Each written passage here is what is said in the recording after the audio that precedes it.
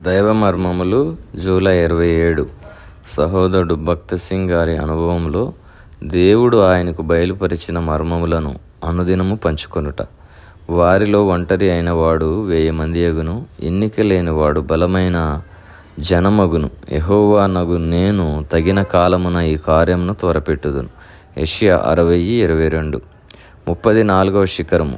శరీరముగాను మానసికముగాను మనం ఎంతో బలహీనులము. దరిద్రులమైనను సరే ఆత్మీయముగా మనము బలవంతులము కాగలము. దేవుడు బుద్ధిహీనులను సహితము వాడుకొనగలడు. ఆయన గద్దించి శిక్షించినను బుద్ధిహీనులమైన మనలను ఆయన వాడుకొనును. దేవుడు ఎల్లప్పుడూ విద్యావంతులను గొప్పవారిని ఉపయోగించుకొనడు గాని తరచుగా బలహీనులను బుద్ధిహీనులను కూడా గొప్ప కార్యములు చేయుటకై వాడుకొనును. 1 కొరింథీ 1:31.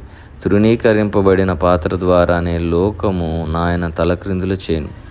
అనేక సంవత్సరములకు పూర్వము ఉత్తర భారతదేశంలో ఒక స్థలమందు మేము ఒక కూటము జరిపించి ఉంటిమి. ఆ ప్రక్కలోనే ఒక బాలికల వసతి గృహం నుండి బాలికలు కూటమునకు హాజరగుచుండిరి. కూటములు 5-6 గంటల వరకు జరుగును గనుక చిన్న బాలికలు అంతసేపు కూర్చుండలేరని నేను ఆ వసతి గృహ అధికారితో చెప్పగా ఆమె అట్టి వారిని అందరినీ కూటములో నుండి బయటికి పంపివేశాను. కూటమైపోయిన తరువాత శ్రీమతి లాల్ అను ఆ వృద్ధ స్త్రీ నాతో కొద్ది నిమిషముల సమయము నాకివ్వండి, నేను కొన్ని మాటలు చెప్పగోరుచున్నాను. నేను పాఠశాల ప్రధానోపాధ్యాయునిని. వసతి గృహములో పరిస్థితులన్నీ సరిగా నున్నవో లేవు చూచుటకు కొద్ది నిమిషములు నేను దాని చుట్టూ తిరిగి తిని. అయితే నాకు ఆశ్చర్యం కలిగించిన సంగతమేమనగా 13-14 సంవత్సరాలు వయసు కలిగిన చిన్న బాలికలందరూ ఒక చోట మోకరించి కన్నీటితో ఒకరి తరువాతనొకరు, ప్రభువా నేను ఘోరపాపిని, నన్ను క్షమించమని ప్రార్థించుచుండిరి. వారు ఏడ్చుటకు కారణమేమని నేను అడిగినప్పుడు వారు నా పాపమును గూర్చి అని ప్రత్యుత్తరమిచ్చిరి. అది చూచిన తరువాత సహోదరి లాల్ తాను ఆ కూటమునకు వచ్చి ప్రభువుతో, ప్రభువా నేను ఒక ప్రధానోపాధ్యాయుని, పట్టభద్రురాలను, అయినను నేను ఇంకనూ తిరిగి జన్మించలేదు.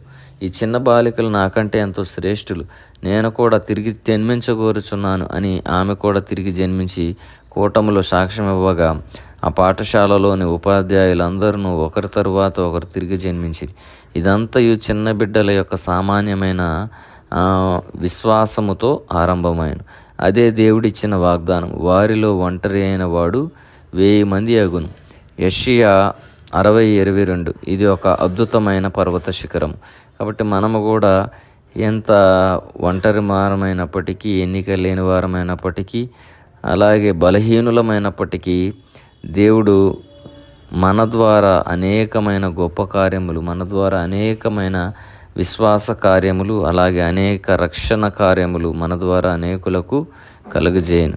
కాబట్టి దేవుడు మన ద్వారా కూడా తన సంఘమును, తన సేవను, అనేక ఆత్మలను కూడా రక్షించుకొనగలుగుటకు మనము కూడా ఆయనకు శిరసావహించి ఆయన ఆజ్ఞలను గైకొనవలనని దేవుడు కోరుచున్నాడు.